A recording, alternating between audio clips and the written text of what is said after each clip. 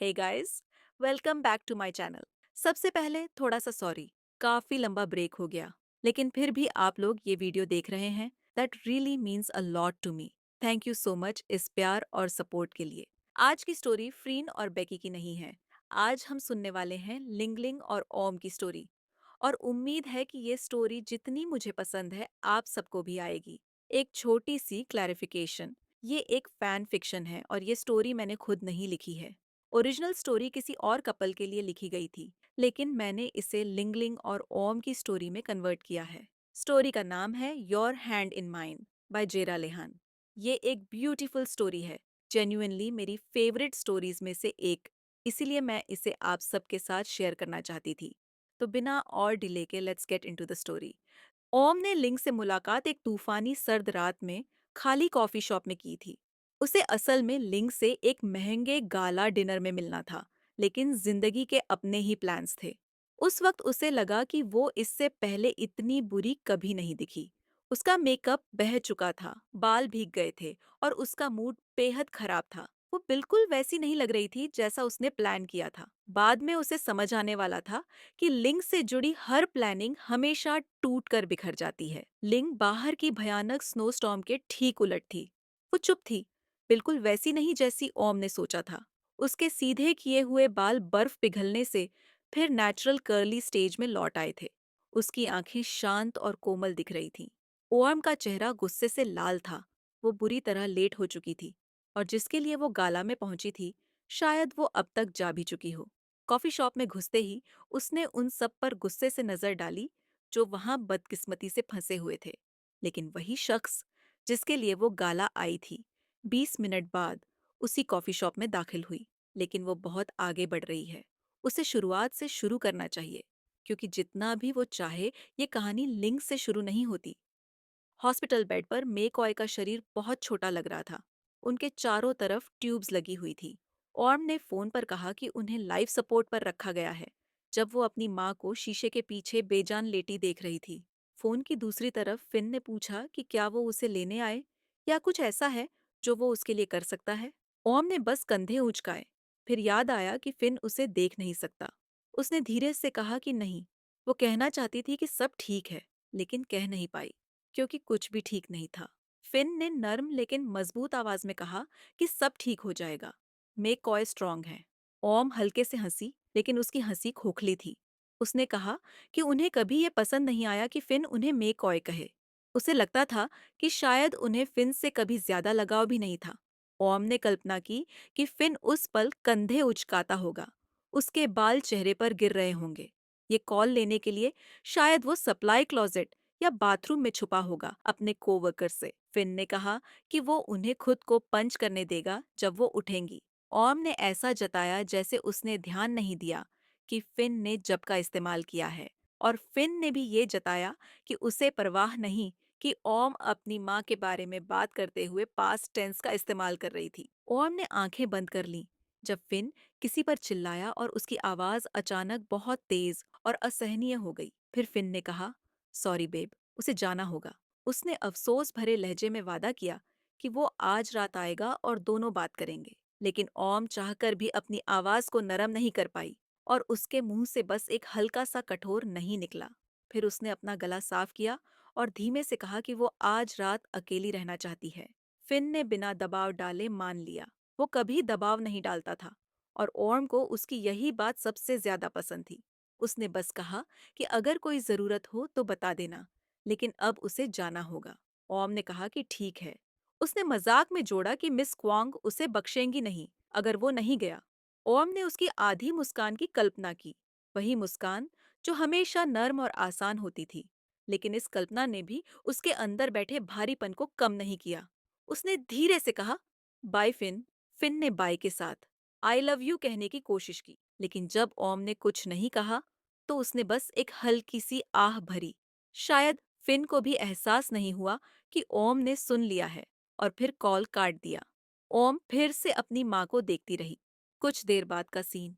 आखिर में ओम फिर भी फिन को कॉल करती है, वाइन और दुख में डूबी हुई। फिन सिर्फ 5 मिनट में उसके घर पहुंच जाता है, जैसे मानो पहले से उसका इंतजार कर रहा हो। ओम इस बारे में सोचना नहीं चाहती, वो बस चाहती है कि उसका दुख थोड़ा हल्का हो जाए, खालीपन थोड़ा कम हो जाए। जैसे मानो उसे उम्मीद हो कि किसी भी पल में कोई दरवाजा खोलकर अंदर आ जाएगी, जिंदगी से भरी हुई और उसके मर्दों की चॉइस पर अपनी नाराजगी जताने के लिए तैयार। जैसे वो ये सब भूल जाना चाहती हो कि कैसे ट्रक से बचने के लिए ब्रेक्स दबाए गए, मगर आइस पर फिसलते पहियों ने उन्हें एक्सीडेंट की तरफ धकेल दिया। फिन सब समझता था, फिर भी खुद को इस्तेमाल होने देता, क्योंकि वो ओम से प्यार करता था और उसे ये भी पता था कि ओम भी उससे प्यार करती है। जब वो अंदर आता है, उसकी आंखों में ऐसा लगता है मानो कोई सीक्रेट छिपा हो, और वही सीक्रेट ओम के सारे सवालों का जवाब हो। ओम के पूछने का इंतजार किए बिना फिन खुद ही बात शुरू करता है। दोनों बेड पर पड़े होते हैं, अब भी अपनी सांसें संभालने की कोशिश करते हुए। फिन कहता है कि लाइफ सपोर्ट में बहुत पैसे लगते हैं और यही उसकी तरफ से सबसे बेकार ओपनिंग थी। ओम को गुस्सा आता है लेकिन खुद को शांत रखती है।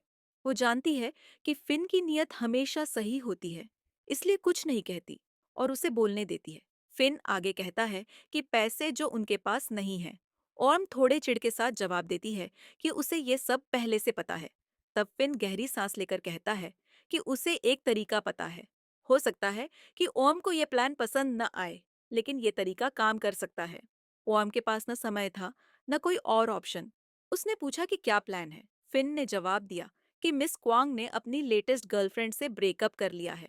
जिस तरह से उसने गर्लफ्रेंड कहा, उसमें हल्की नफरत थी। ओम जानती थी कि ये इसलिए नहीं कि मिस क्वांग औरत है। फिन को एक कॉरपोरेशन में असिस्टेंट मैनेजर की जॉब मिलने के बाद से ही दोनों उसकी बॉस के रेगुलर अफेयर्स पर बातें किया करते थे। मिस क्वांग खानदानी अमीर थी। उसके कुछ बिजनेसेस इनहेरिटेड थे और कुछ उसने खुद बनाए थे, वो भी इतनी कम उम्र में, ओम से बस कुछ साल बड़ी। ओम को याद आया कि जब फिन को जॉब मिली थी तो उसने उसे ऑनलाइन देखा था। स्ट्रॉन्ग चिन, डिफाइंड जॉ लाइन, खूबसूरत आंखें, न भूलने वाला चेहरा और एक्सपेंसिव सूट्स, बिल्कुल वैसे ही जैसे उसके माता पिता, जो गुजर गए और सब कुछ उसके लिए छोड़ गए। और मानती थी कि कभी कभी मिस क्वांग के बारे में गॉसिप करना मजेदार था। कितने दिन उसकी नई गर्लफ्रेंड टिकेगी, अगली कब आएगी, क्या वो फिर से प्रपोज करेगी। फिन उसकी तरफ देख रहा था और ओम की रिएक्शन समझने की कोशिश कर रहा था, लेकिन ओम के पास कोई रिएक्शन नहीं था। उसका मूड मिस क्वांग की गॉसिप सुनने का नहीं था, किसी भी चीज का नहीं था। अचानक वो चाहती थी कि फिन चला जाए, लेकिन फिन के और इरादे थे। जब ओम चुप रही तो फिन आगे बोला कि मिस क्वांग सिंगल है और उसके पास बहुत पैसा है। तभी ओम को समझ आया कि फिन क्या कहना चाहता है। वो हंस पड़ी और बोली कि फिन सीरियस नहीं हो सकता, लेकिन फिन ने कहा कि वो सीरियस है। फिन बोला कि उसने पूरे साल उसकी गर्लफ्रेंड्स पर नजर रखी है। जो भी वे चाहती हैं, मिस क्वांग उन्हें हमेशा दे देती है। यहाँ तक कि कुछ लकी गर्लफ्रेंड्स को उसके पर्सनल कार्ड तक एक्सेस मिल जाता है और वो चेक भी नहीं करती कि पैसा कहाँ जा रहा है। जब वो किसी के प्यार में गिरती है तो सचमुच बुरी तरह गिरती है। और अगर ओम उसकी गर्लफ्रेंड होती तो उसे हॉस्पिटल बिल्स की चिंता कभी नहीं करनी पड़ती। उसने ये भी चेक कर लिया है, मिस क्वांग खुद हॉस्पिटल की ओनर है। ओम ने कहा कि बस एक छोटी सी प्रॉब्लम है कि वो स्ट्रेट है और लिंग एक इंसान है, उसका दिल कोई खेल नहीं। लेकिन उसके दिमाग में पहला ख्याल ये आया कि अगर वो स्ट्रेट न होती तो क्या सचमुच ऐसा करती। लाखों रुपए हर दिन। उसे याद आया अपने पापा की पैसों की चिंता और कुछ न कर पाने की बेबसी। ओम ने फिर सोचा कि वो अच्छी एक्ट्रेस नहीं है, लिंग उसे तुरंत पकड़ लेगी। उसने कहा कि उसे यकीन नहीं हो रहा कि वो फिन के साथ इस बारे में सीरियसली सोच भी रही है। ये कभी काम नहीं करेगा, क्योंकि ऐसा सिर्फ मूवीज में होता है। लिंग जैसी कभी उससे प्यार नहीं करेगी। तुमने उसकी गर्लफ्रेंड्स देखी हैं और मैं बिल्कुल उनकी जैसी नहीं हूँ। लेकिन फिन ने जवाब दिया कि ओम ये कर सकती है। साफ था कि उसने इस बारे में बहुत सोचा था। उसकी आंखों में चमक थी, एक्साइटेड और डिटर्मिन्ड। उसने कहा कि वो मिस क्वांग को बहुत ज्यादा क्रेडिट दे रही है। वो स्मार्ट है, बहुत स्मार्ट, लेकिन उसकी गर्लफ्रेंड्स उसकी कमजोरी है। वो बहुत ज्यादा अकेली है और ऑर्म शायद उसके लिए परफेक्ट हो सकती है। कुछ नया, कुछ एक्साइटिंग। वो मिस क्वांग के लिए चैलेंज हो सकती है। फिन यूजफुल बनना चाहता था।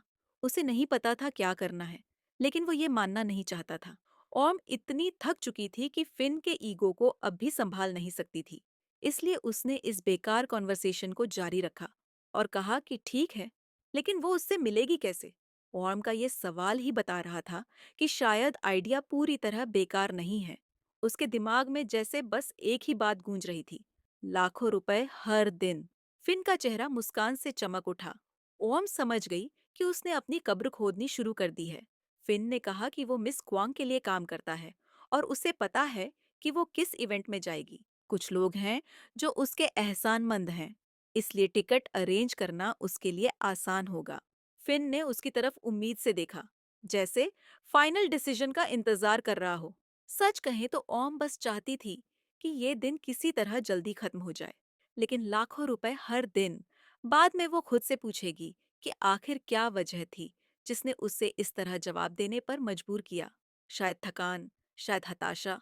लेकिन उस पल ओम ने एक फैसला लिया जो उसकी जिंदगी बदलने वाला था। उसने कहा कि वो तैयार है। फिन अब भी उसे हैरानी से देख रहा था, जैसे यकीन नहीं कर पा रहा हो कि ओम सच में मान गई है। कुछ मिनट पहले ही वो उसकी बात पर हंस रही थी, लेकिन जितना वो सोचती है उतना उसे समझ आता है कि उसके पास खोने के लिए कुछ नहीं है। अगर काम नहीं हुआ तो और ऑप्शंस देखेगी। अगर काम हो गया तो उसे उस इंसान को खोना नहीं पड़ेगा जो हमेशा उसके साथ हर मुश्किल में खड़ा था। क्योंकि सच्चाई यही थी, उसके पास ज्यादा ऑप्शंस नहीं थे। या तो पैसों की कमी से अपनी माँ के लाइफ सपोर्ट का प्लग खींचे, या फिर दूसरा ऑप्शन लिंगलिंग क्वांग था। ऑर्म ने आगे कहा कि वो तैयार है, लेकिन पहले ये देखना होगा कि क्या मिस क्वांग उसे पसंद भी करेंगी या नहीं। उसने दिल को दिलासा देने के लिए अपने शक को बढ़ा चढ़ाकर जताया, क्योंकि अचानक जगी उम्मीद बहुत डरावनी थी, इतनी मजबूत कि उसे संभालना मुश्किल लग रहा था। वो खुद भी अपने ख्यालों की रफ्तार को नहीं समझ पा रही थी। ऐसा लग रहा था जैसे वो किसी डार्क टनल में अटकी थी और अब उसके अंत में उसे लाइट नजर आने लगी हो। लिंग हॉस्पिटल की मालकिन थी, शायद फिन सचमुच जीनियस था। शायद ये कहानी लिंग से शुरू नहीं होती, या शायद ये कहना ज्यादा सही होगा कि उसकी और लिंग की कहानी एक भयानक कार एक्सीडेंट, एक जिंदगी जिसे बचाए जाने की जरूरत थी, और उसकी अपनी डेस्परेशन से शुरू होती है। पर यकीनन उन दोनों से नहीं। या शायद वो पूरी तरह गलत है और उनकी कहानी असल में कुछ महीनों बाद शुरू होती है, जब नींद में उसका हाथ लिंग के हाथ को थाम लेता है, जब उनकी नजरें टकराती हैं और उनमें एक ऐसी तड़प जग उठती है जो पहले कभी महसूस नहीं हुई। उसे नहीं पता कि ये कहानी कब शुरू हुई, लेकिन एक बात वो पूरी तरह जानती है, लिंग लिंग बिल्कुल भी वैसी नहीं जैसा उसने सोचा था। वो चाहती थी कि वो भी लिंग की उम्मीदों जैसी न हो, लेकिन अगले ही पल उसे एहसास हुआ कि उसकी ये सोच कितनी गलत थी, और इस एहसास ने उसके मुंह में कड़वाहट सी भर दी। और शायद इसी वजह से जब उनकी नजरें पहली बार मिली तो ओम ने तुरंत नजरें चुरा लीं, कभी खिड़की की तरफ, कभी आसपास बैठे लोगों की, और फिर अपने सामने रखे कॉफी कप की तरफ। उसके मन में एक ही ख्याल घूमता रहा कि ये आखिरी मौका है पीछे हटने का। उठो और यहाँ से चली जाओ, और फिर कभी मुड़कर मत देखना। कोई और रास्ता ढूंढ लो। लेकिन सच तो ये था कि कोई और रास्ता बचा ही नहीं था, और अब लिंगलिंग क्वांग उसकी तरफ बढ़ रही थी। ओम को यकीन था कि वो कभी नहीं भूल पाएगी वो पहले शब्द जो लिंग ने उससे कहे थे।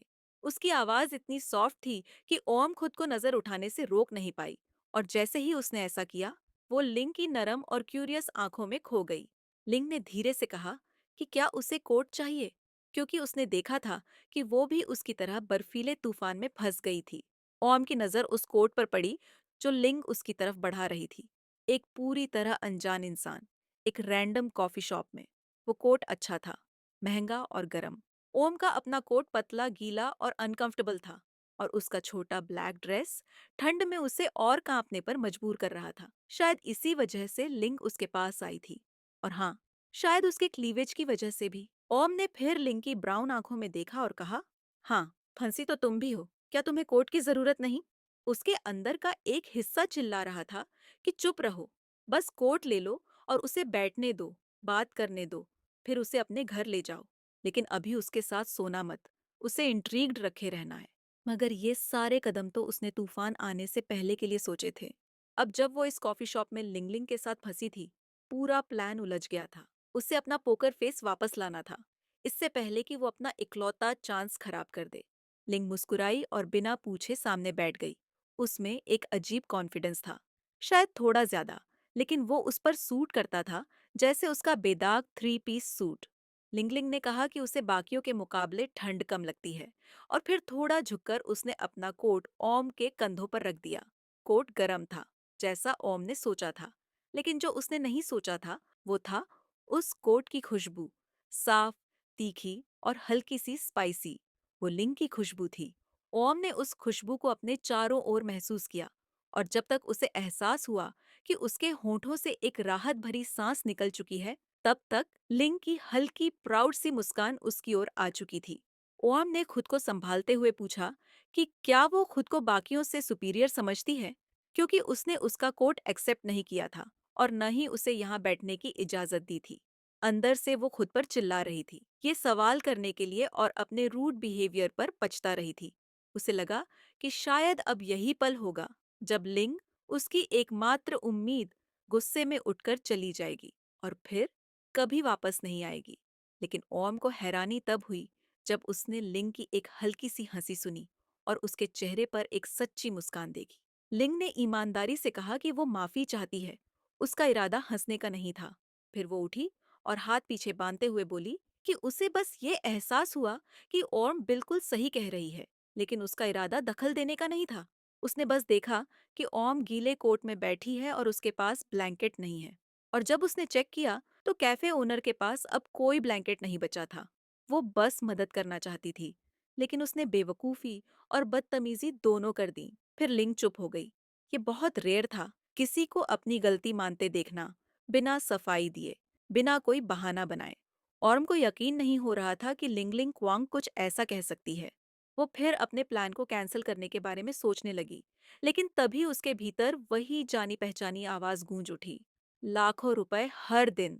जैसे ही लिंगलिंग मुड़कर जाने लगी, ओम ने तुरंत कहा कि उसका कोट वाकई गीला है और उसे बहुत अच्छा लगेगा अगर कोई उसे अपना ज्यादा अच्छा और सूखा कोट दे सके।